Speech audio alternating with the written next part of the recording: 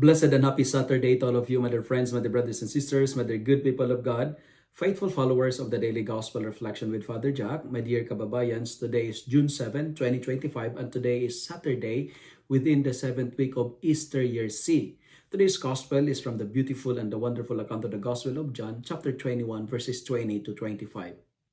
Today is the last day of the beautiful season of Easter, and tomorrow we're going to celebrate the great solemnity of the Pentecosts.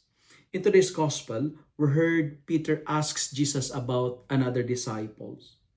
Lord, what about him? That was the remark of Peter. But Jesus responds with a clarity and love.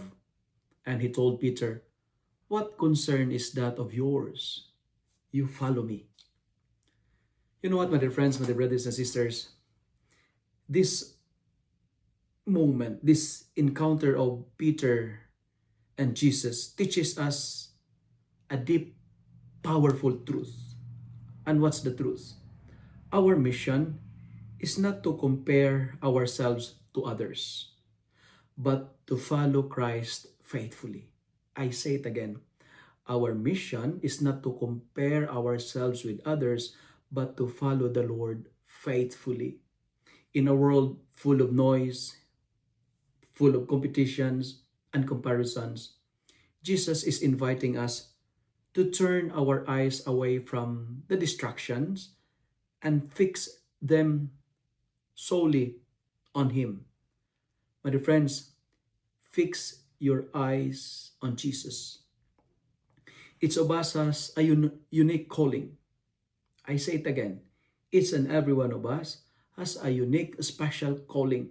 The path of others may look different, perhaps easier or perhaps harder, but what matters most is that we walk our own journey with our eyes on Jesus.